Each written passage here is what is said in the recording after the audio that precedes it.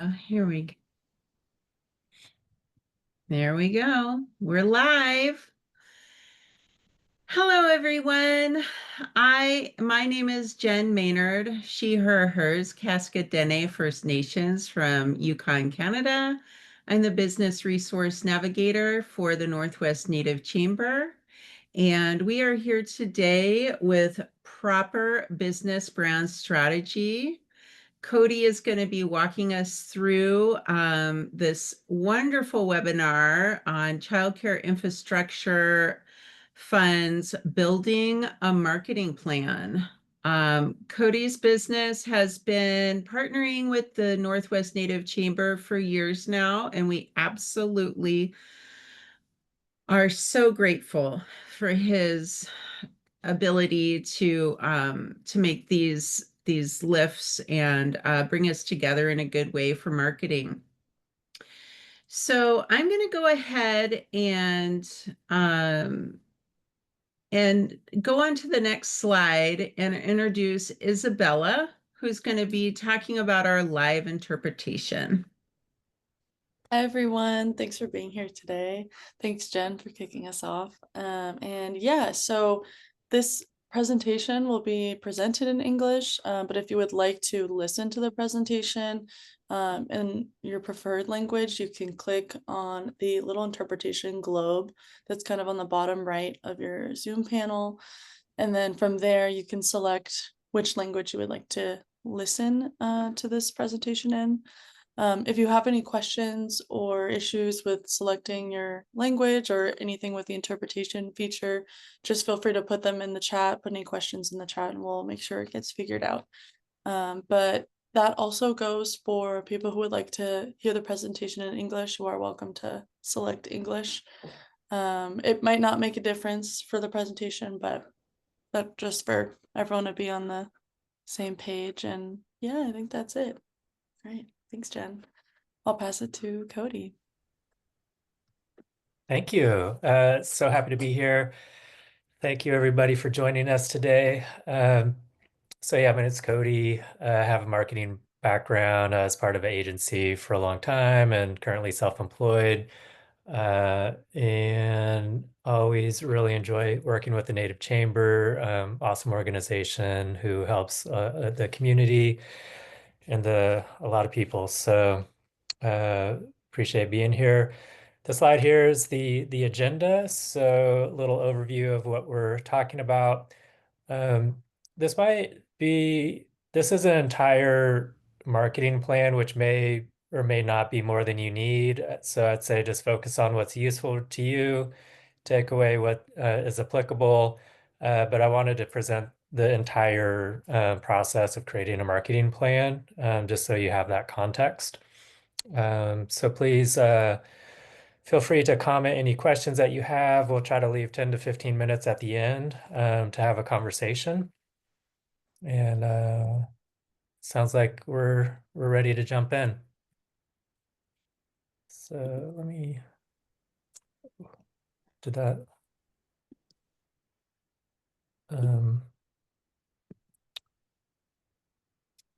Sorry, my screen. So I wish we had time for all of us to meet each other. Unfortunately, we don't have enough time for that. I'd love to hear all your stories, but if you like, feel free to chat what inspires you about the work that you do, just to start a conversation while we're going through the slides. If you have experience with any of the topics that we're covering, feel free to chat and so the group can benefit from your knowledge. I feel like that's always useful and helpful. And then if you have questions, just chat away. So why do you need a marketing plan? So I like to joke, we all have a friend that just wings it and everything always works out. The rest of us, we need a plan. We need a little bit more structure to help us along our way when we're trying to build our business. Small businesses face many constraints. A marketing budget or a marketing plan helps us focus our limited time and resources for the greatest impact. If you have a team that you work with, it helps align everybody in the company on your goals and objectives. And if you ever need to go to the bank for financing, they'll want to see that you have a marketing plan. And if you do this complete marketing plan, it's actually really close to having a complete business plan. Uh, in order to make it a business plan, you probably just want to include some of your operational details, some information about your team. But it's really not too much more work to go all the way to create a business plan once you have this set up. So we're just going to go step by step in terms of the components of a marketing plan. So the first page is going to be the executive summary. So this is a lot easier if you do this at the end, because you're really just summarizing everything that's in your plan. It's basically like the highlights. Um, so what should be included is if this is the only thing I read, I should be able to understand what you're doing, what your business is about, what your marketing plan is about. So just trying to encapsulate everything into one page. Focus on the highlights, and the executive summary consists of a brief company description, your marketing objectives, a marketing overview, an ideal customer profile, value offered, things along those lines. And so we'll get deeper into those as we progress. So next, you want to highlight some strategic goals. So what are you looking to accomplish? If you implement your plan, what's the outcome? What are the goals that you're looking to accomplish? So you typically break these into two categories. One are your financial goals, and the other would be your non-financial goals for the year. As a reminder, the SMART framework for goals, so specific, measurable, attainable, relevant, and time-bound. So those really help make your goals more tangible and easier to achieve. So examples of financial goals, you might want to increase your annual revenue by X amount. You might want to increase your gross profit margin by X amount, or reduce operating expenses by X amount. Examples of non-financial goals, implement a quarterly newsletter, redesign a company website, find a nonprofit partner to collaborate, things along those lines. So next you want to create your company description. This is your company narrative or story. It might be highlight the founder or how they were inspired to create this business. It might be include information about your service, the story behind your service that you offer, a value story. So what's the unique benefits or value of what you offer? Those are all things that you can wrap into your company narrative. So you can think of it as what you would say on the about page of your website. You can take a journalistic approach, which is the who, what, where, when, why, and how. That's the classic journalistic framework in terms of covering all those details, the mission, values, vision of the company, and what makes your business unique. So those are all different ways that you can approach describing your company. So mission statement. So Valeria, she provided this really great context in terms of uh, what's all involved in a mission statement, what it encapsulates. So we won't go through this word for word. This slide deck will be shared with everybody. So this is just additional context that can be helpful if you're trying to draft a mission statement.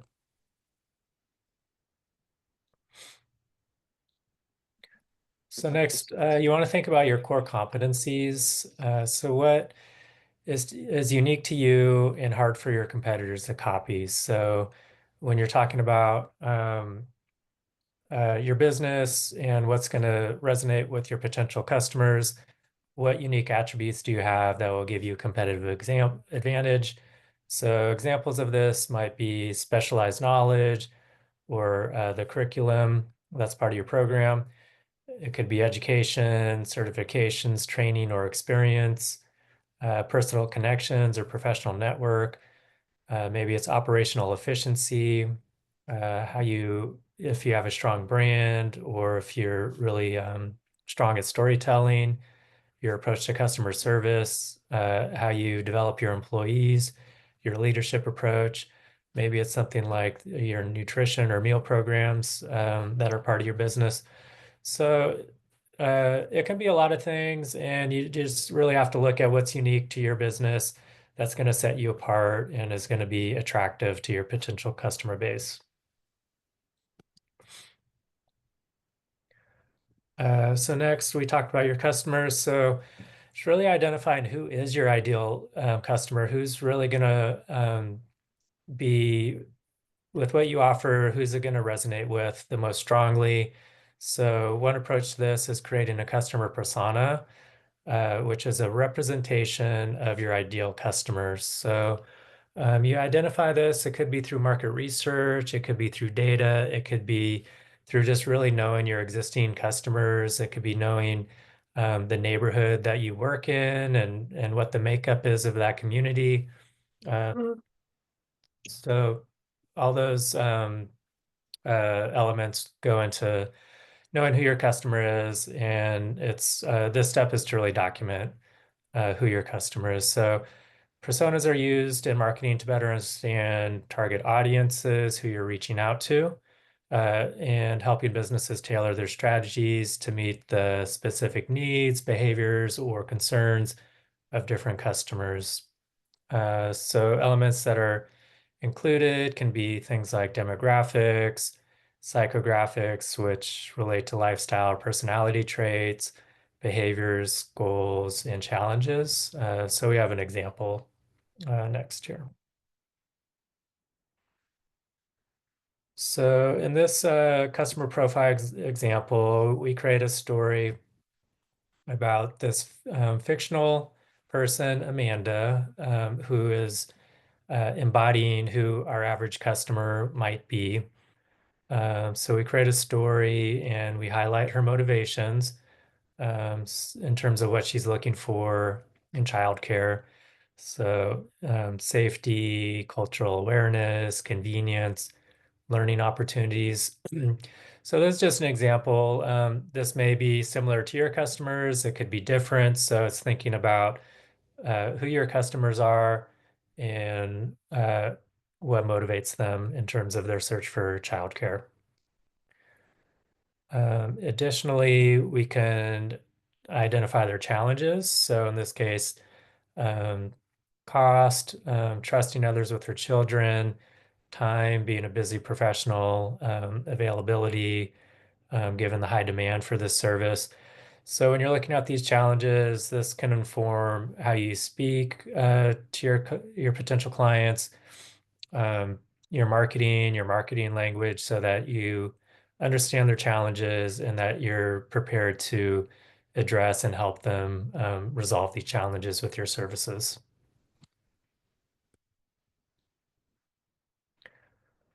So value proposition is how you articulate the value that you offer to potential clients. So it's a clear statement that explains how a product or service solves a problem or delivers specific benefits. So um, in the previous example, we listed challenges to that client. So a value proposition can explain, how we resolve those challenges that they're facing.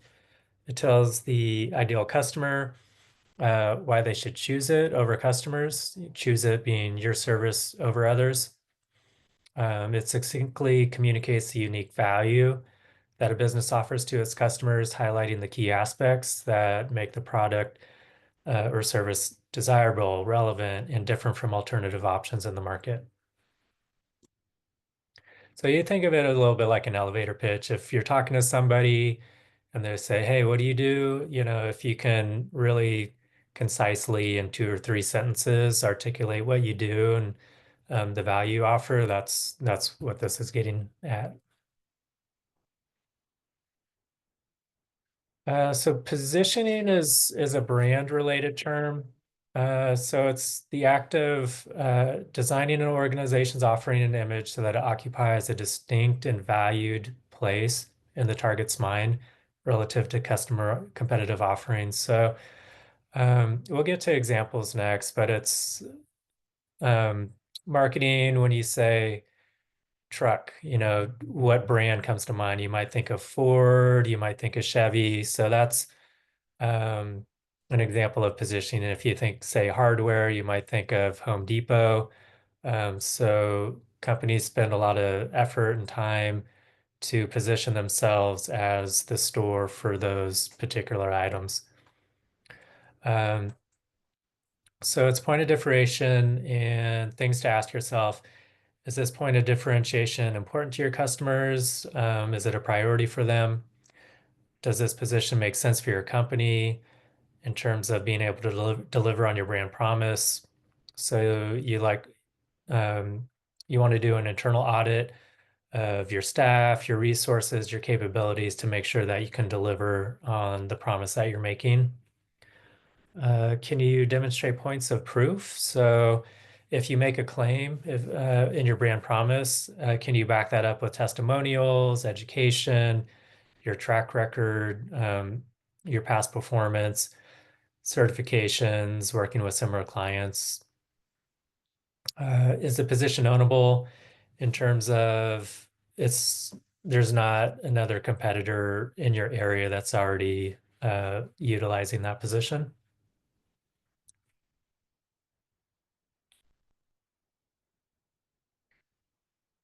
So there's a simple framework to create a positioning statement. So it's done by Marty Neumeyer. He's a famous brand strategist. And so he has this framework. Our offering is the only category with this benefit.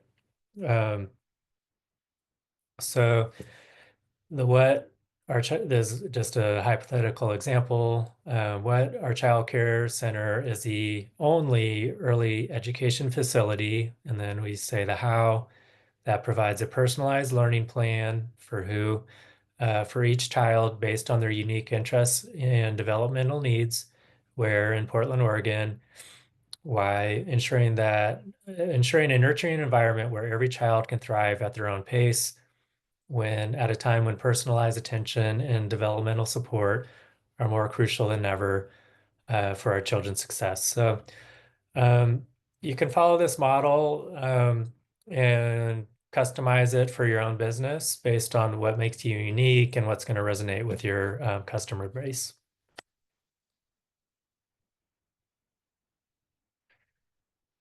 A few additional examples. So these are well-known brands, just using them because most of us have heard of these companies. So Shop Hallmark for the biggest selection of greeting cards. So they're positioning themselves as having the biggest selection.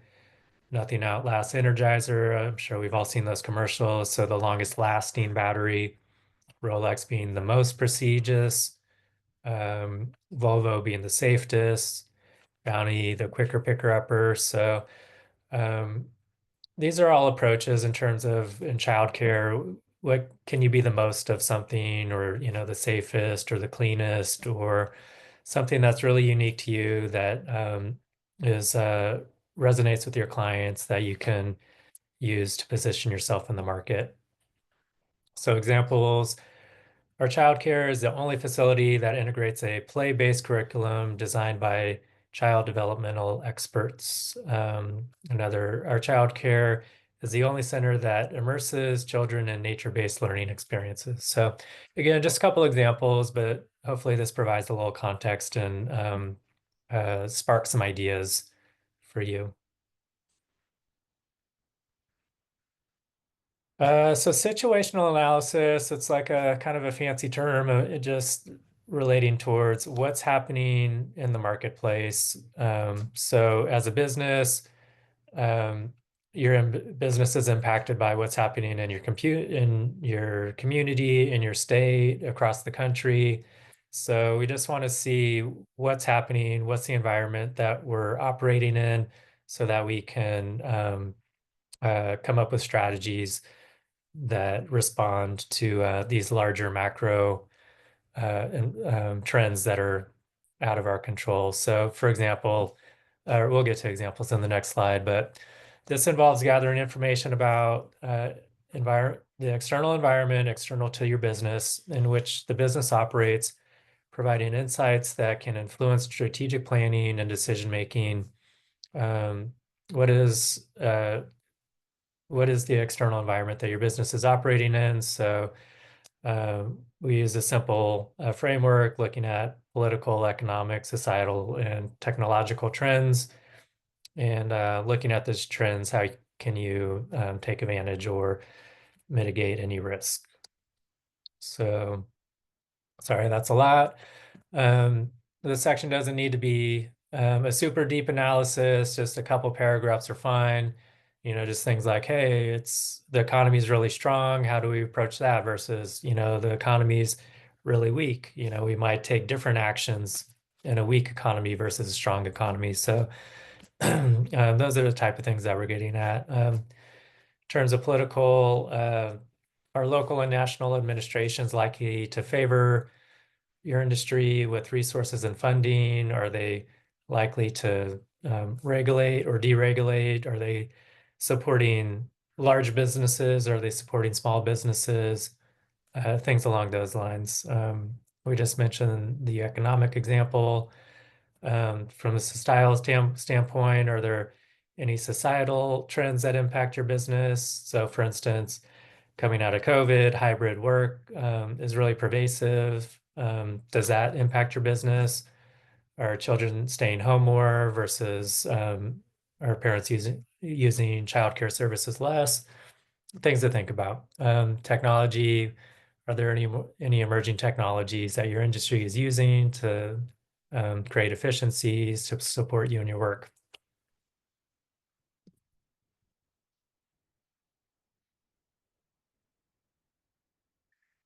So you always want to look at the competitive dynamics in your industry. So Porter's Five Forces is another simple framework that you can leverage to see what kind of competitive forces are at play. So we look at the threat of new entrants into your industry. So how easy is it for people to start a childcare business? So if it's really easy, if the barriers to entry are really low, then you're going to be in a more competitive environment. If the barriers to entry are really high, then it's going to be a less competitive environment. So the New York taxi medallion, there's a fixed amount of taxi medallions, so that inherently limits the amount of competition because you have to have a medallion to operate a taxi within New York. So just an example, buyer power, how many alternatives are there in terms of um, similar services, similar options? If there's a lot of options, then that gives buyers more power because they can find an alternative service more easily. Supplier power, so these are people that your business would utilize. So if there's fewer suppliers, again, that may give the suppliers more power. Threat of substitution, what alternative options are there in the marketplace? Maybe you know, maybe it's online programs, maybe it's home care. What are those type of substitutions that people might use instead of using your service? So when you look at all those, what's the competitive rivalry look like?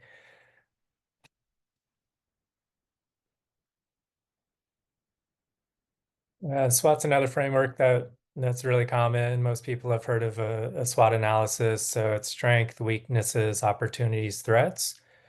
So strengths and weaknesses are internal to your company. Opportunities and threats are external to your company. So it's a SWOT analysis is a strategic planning tool used to evaluate the internal and external factors that can affect an organization's success.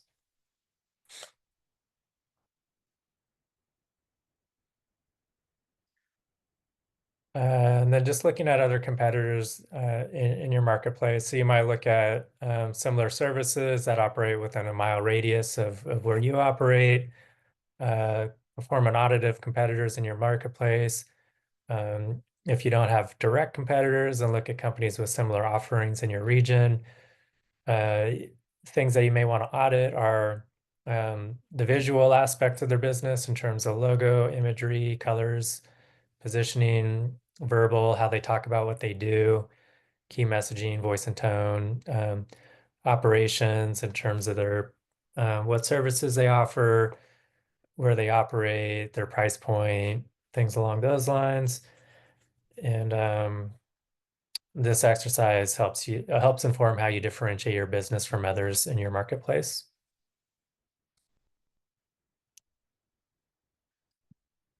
Okay, so the marketing plan, this is like when we're starting to get into the meat of the marketing plan. So the classic approach is the 4 Ps. So product or service description, pricing, place, promotion.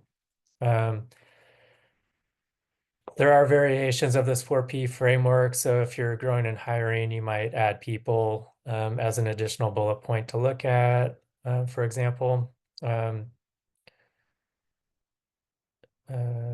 Another option is process. If you want to get more into the operations of what you do and you want to document that and have that be something that you can reference with internal staff. But the first 4 bullets that you see are there, those are really the core. And if you need to build additional off that, you can. So product service description, this is just pretty straightforward. Just how do you talk about what you do? So how do you just write a description of your childcare services and think about how you describe your offering on your website. So that's a simple approach. Or if you were to have a conversation with a prospective customer, what would you want them to know? So just think of that kind of conversation, and then you can document that, write it down, and that would be your service description. Think about including things like features, benefits, differentiators. Pricing, pretty straightforward. So just document your pricing structure and terms. So examples are if you have pricing tiers, if you have monthly pricing, annual discount.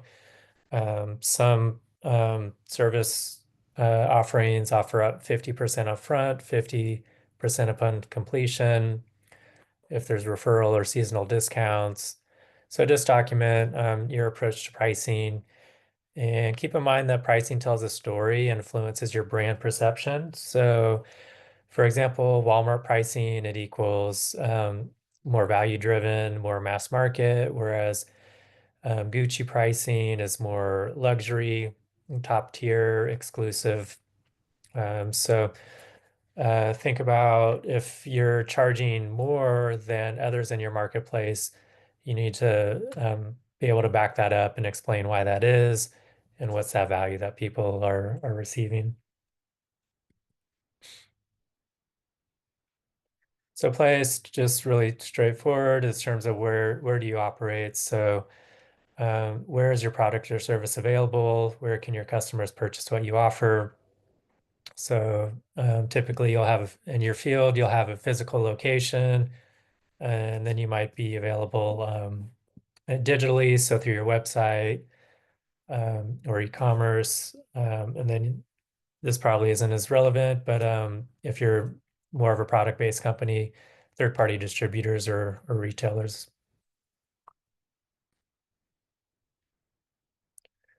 So promotion is getting to like really the nuts and bolts of the marketing plan. This will likely be one of the more robust sections. Promotion refers to the marketing strategies you will use to raise awareness and encourage purchasing of what you offer. So be specific. Don't just say social media. List what platforms. List your posting frequency, whether it's 2 times a week, 3 times a week. The types of content. So if you're on Instagram, that could be a single post. It could be a carousel. It could be a reel. So list the content formats and why you might be using one format over another. Other promotional activities can be advertising, it can be your website, social media, SEO, public relations, networking, word of mouth marketing. So these are all examples. If you're using these, you want to articulate the activities that you're using with each of these mediums. So metrics and value evaluation. What do you need to track to know if your efforts are successful? Client surveys are a great tool. So how did you hear about us? If you're tracking your website, how is your ranking for keywords? How many service inquiries are you receiving through your contact form? If you're tracking social media, it could be percentage increase in followers, increase in reach, increase in engagement. Track things like number of phone call inquiries, facility tours, positive reviews, number of children on your wait list, number of family referrals. So when you put together your plan, this just lets you know how your efforts are working and allows you to lean into what's working better and move away from what's not working well.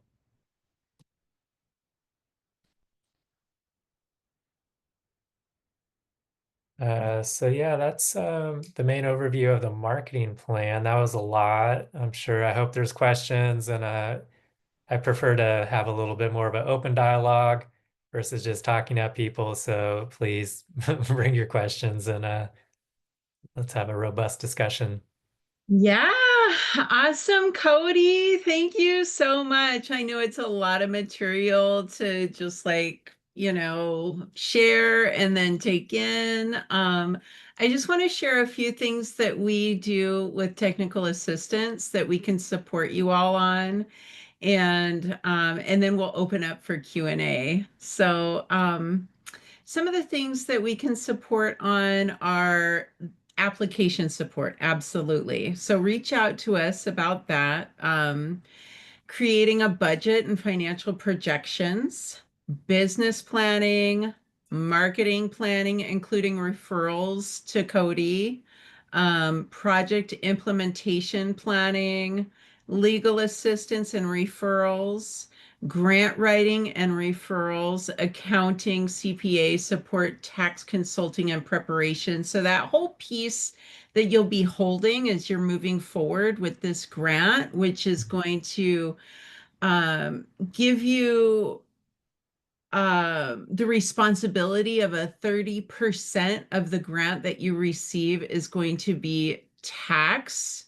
So 30% of whatever amount grant you receive will be, you'll have to find a tax plan, right? A tax strategy so that you can pay that 30% through a tax strategy as much as possible.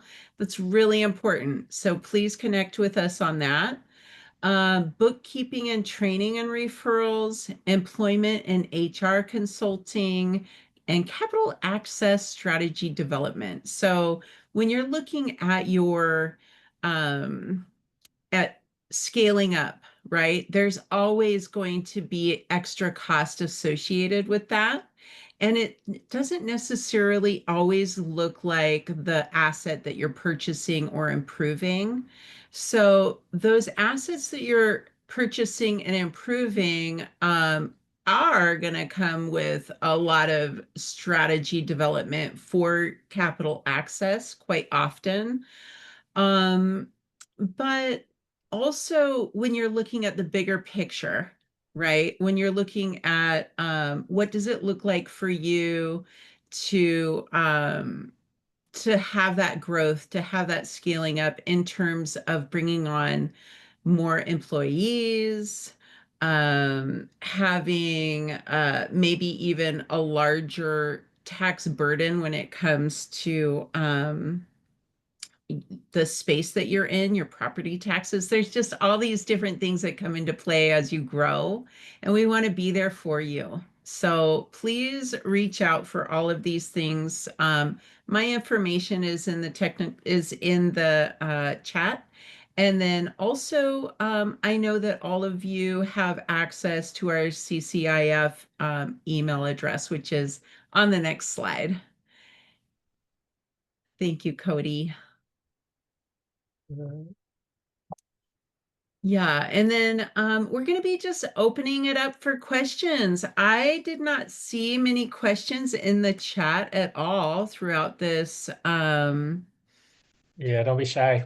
We might have had just a few come in as you were talking right now, Jen. Specifically, one from Crystal and Glenn. They're both about tax strategy. And Crystal asked, are you talking about federal income tax, state income tax, or what kind of tax? And what if we are a 501c3 tax exempt organization? Right. So 501c3 is going to look a little different. And at the chamber, we support the for-profit arm um, of the not-for-profit world, but we do not support the not-for-profit world in general. So we can refer you to folks that will be able to give you better information on what that tax burden would look like for you as a 501c3, because I do not have the information for that, but I really appreciate that. Let's go ahead and move to Glenn. Hi there. Hi. I'm one of the nonprofits, so I'm thoroughly confused about that tax part. But my question really is more for Cody. Cody, we've been doing sort of advertisement in magazines that are directed to parents for a long time, and I've never figured out a good way to measure um, success with those ads. We've gotten advice that we should be moving to much more online advertising, Facebook, Google, and so forth.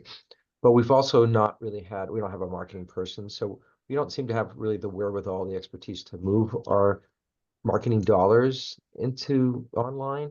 And I'm wondering if you have any advice, one, as to how to measure what we are doing with print advertising, and whether we'd be better off, is there a good way to know whether or not we'd be better off moving our money into online ads? And then finally, how do, that seems easier to measure because there's metrics that come right with every little click, right? Every time you get something. But any thoughts on where to spend the limited money that we do have?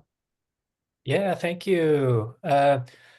With the magazine advertising, it's a little bit more tricky. So there's a couple thoughts that come to mind. I'd say one is if you're running some sort of promotion where there's maybe a specific code or something that's really unique to that magazine advertisement, so that they have to provide that information when they call, to redeem that offer, whatever it may be. If it's, that promotional offer, then you go, okay, that code or that offer is unique to that publication.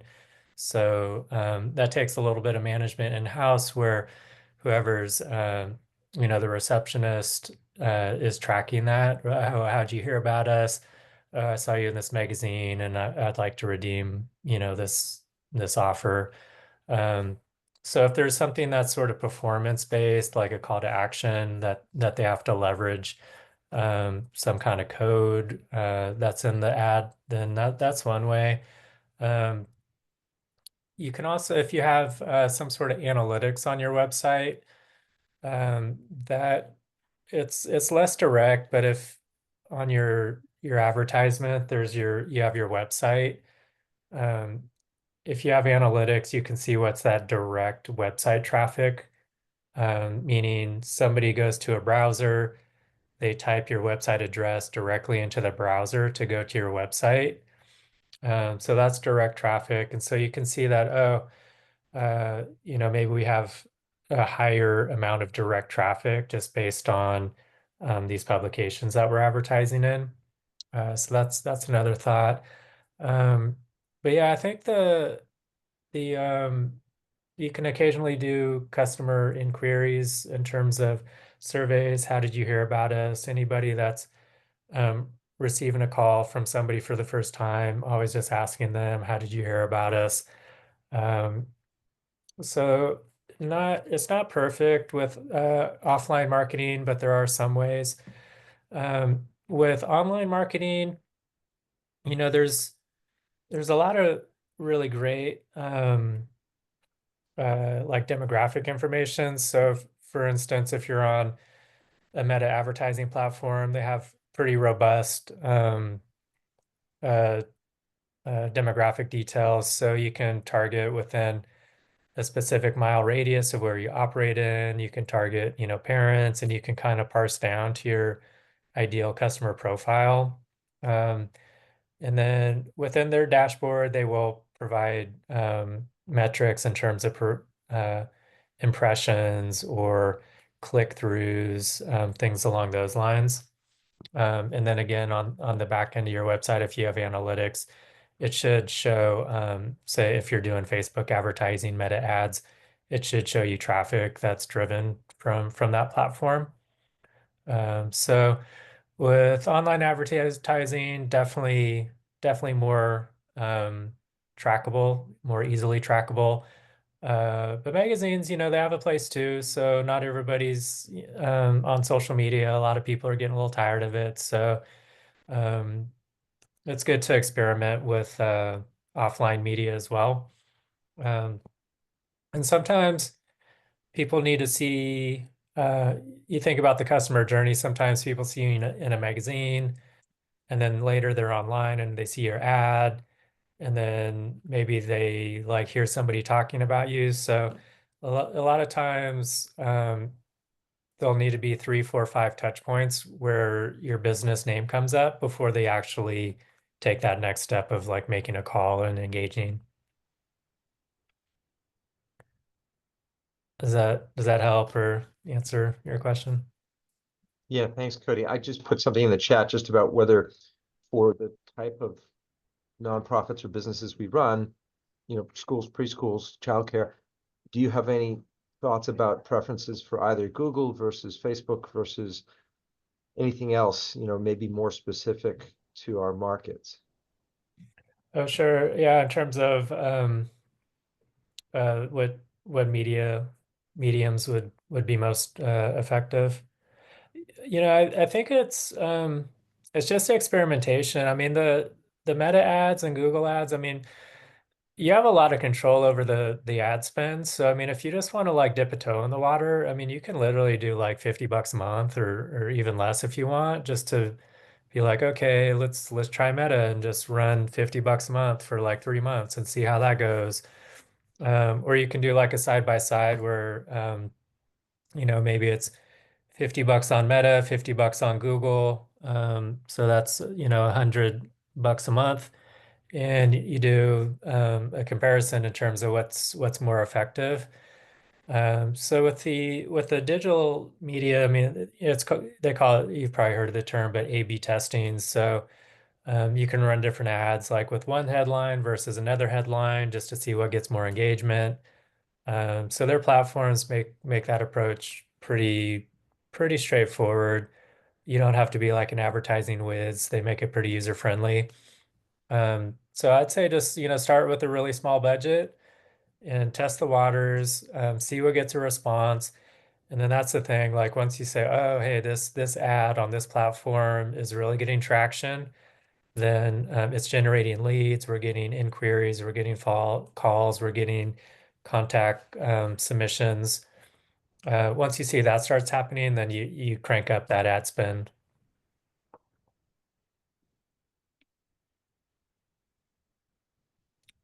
Does that help? Thank you. Yeah, my pleasure. Hey, Lorenza, looks like you posted a question. Um,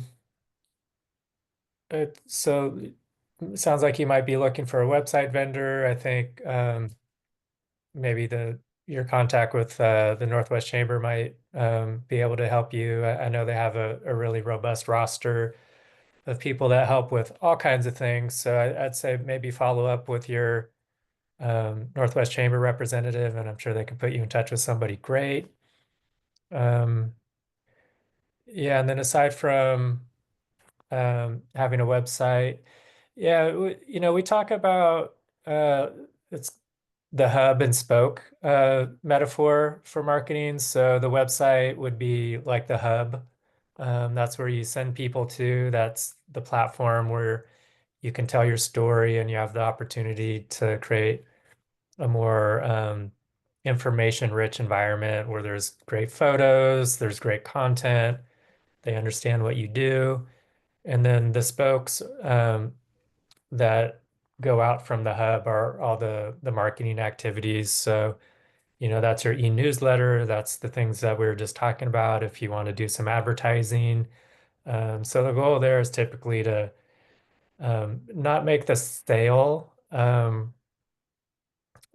make a sale through like an ad or like a magazine ad.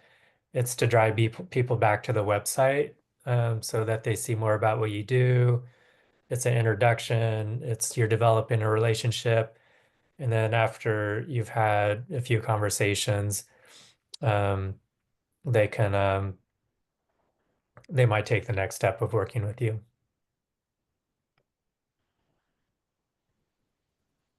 I had a question about the tax. So I will be a for-profit childcare, and I knew that we were going to be taxed on that from the get-go. But now I'm a little bit, I want to know what I think I know. So are we being taxed 30% on the whole amount or 30% of the whole amount? Did you just, I don't understand the question. What, 30% of the whole amount or 30% of the whole amount is what I just heard, and I'm confused. Yeah, 30% off the total grant received or 30% of the total grant. So for The grant received, the grant that you receive is going to be 30% of that. You're going to have to find a strategy for tax. Right. Yeah. Okay. So I'm just like, I was a little bit confused, but now, okay, so now I know. And I will have to like meet with somebody eventually as we get going. Definitely. So I have an appointment already with somebody, but I will keep scheduling appointments. And then I just wanted to respond about the website. I just had a website created and I would highly recommend who I used. And their name is Web Wizards. And it's two individuals who created their own business. And each of those individuals oversee entire IT infrastructures for public school systems within Oregon. So that's why I went with them, because they already make education type websites for the public school systems. So I used them to make it for mine. And it's expensive, but it was so worth it. That is great information. Thank you very much for sharing that, Heather. Of course.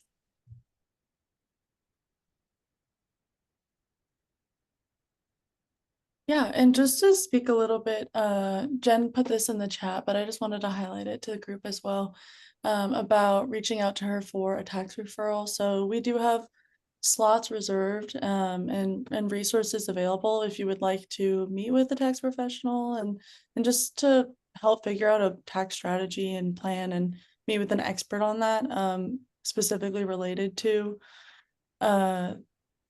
this grant funding, or any other tax implications like for your business. Definitely reach out to Jen about that, or email us at ccifsupport@nwnc.org. I'll put that in the chat as well. Thank you, Isabella. And then Heather, here I added Web Wizards online website, but I'm not sure. Could you check and make sure that that is the correct? I will. I've never actually looked at their website. I know them personally, so let me just look at their contact and double check. Oh, no, that says Texas. No, that's not correct. But what I can do is I will text them, and then just to, be transparent, ask for permission. And then can I email you their info? Yeah, that would be great. Uh, Thanks, Heather. Did it go to Jen? Yeah, either or. Thank you. Of course. I'll do that now. And also to the point of websites, while the Northwest Native Chamber might not be able to help you have a whole website created, we definitely could connect you to marketing support, either with Cody or with someone else in our network, or, help do an assessment around whether, whatever, trying to figure out whatever might be most helpful for you or your business. And so same thing, if you're looking for any support with that, please reach out to us at the email in the chat. We can definitely get you connected to someone. Yes, absolutely. Thank you, Isabella. We have ways to do web support, but not necessarily building websites, and just like getting that review of what like Isabella was saying, what that website is looking like for you. And then yeah, handing you off to people um that we believe in and we work with and we partner with. And then I see here Letitia, someone doing payroll for one employee. Yes, please reach out to me and I will connect you with a referral um, for that need. So please email me with your question.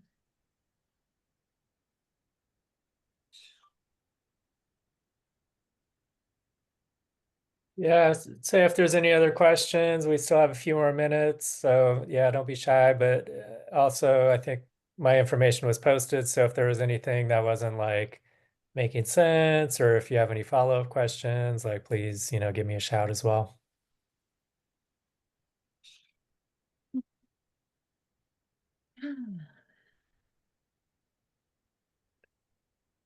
I do want to mention something. If there's any questions, please, anyone feel free to unmute and ask your question, especially if it's, for Cody while we have him here for the next few minutes. But I do just want to mention that some context around why we really wanted to include a webinar about marketing and building a marketing plan for this childcare infrastructure fund series.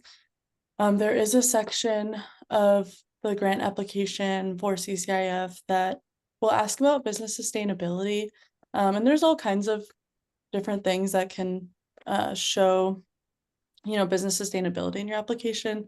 And developing and following a marketing plan is just one of the many things that's mentioned, but we just wanted to make sure that we had like really specific support out there related to marketing plan. And so if it's something you're interested in learning more about, please feel free to reach out.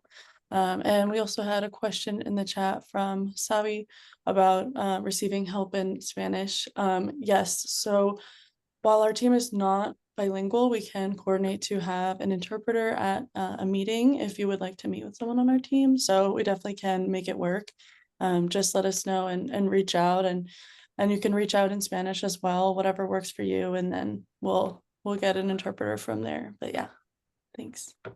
We also partner with a chamber that can assist as well. Isn't that right? Do you want to speak to that a little bit, Isabella? Yes, thank you for mentioning that, Jen. I totally forgot. Yes, we also are working with the Hispanic Metropolitan Chamber. They're based in Portland and Vancouver, Washington, but they are also working with CCIF applicants, and they're one of our partners right now in providing technical assistance to those interested in the grant. And if you're interested at all in getting connected with them, definitely reach out and we would be happy to make that introduction.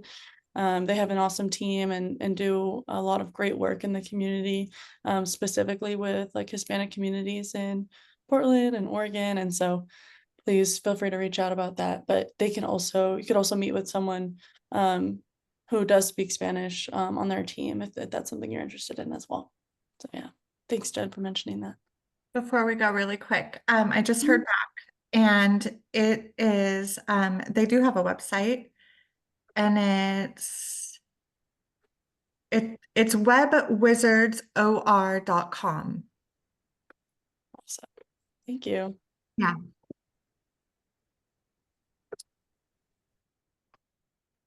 They're both really great. Thank you. So someone, I noticed we did miss this question from Crystal. Thanks, Danae, for responding. So Crystal had a question just about if you can use part of the grant funds to pay for the tax. And yeah, the answer is no. You can't use funds to pay for taxes incurred on the grant. So definitely reach out if you're looking to get connected with a referral to a tax professional and that kind of thing. You can send us a message.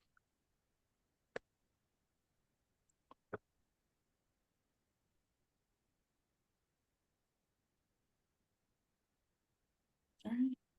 Any other questions for Cody?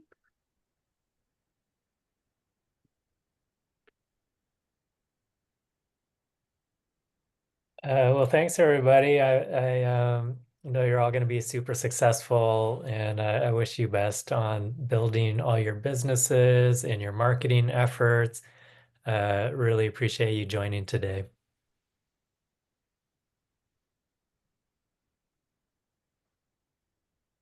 Oh, we have a question from Sabi. Yes. Are you still accepting appointments to review the application, the grant application? Yes, and Sabi, I actually saw your email and was about to respond to it. So yes, we do still have appointments available if you would like to just to, even meet with someone on our team to look over your application together and feel good about, what your application looks like before submitting it. We do have appointments for that. Just feel free to reach out via email and we'll connect you with that scheduling link and calendar and all of that. So yeah, thank you, Sabi.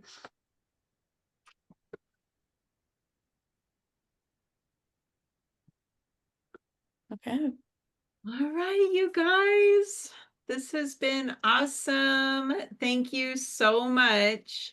We really appreciate all of these questions, and I hope to hear from some of you for further assistance with our technical assistance team. And Cody, I can't thank you enough for your partnership. You always bring the best information. And Isabella, thank you. And thank you so much to all the interpreters for holding us so well in this. I just am so grateful that we're all able to come together in community for support for CCIF. It's very important. We're here for you, so reach out.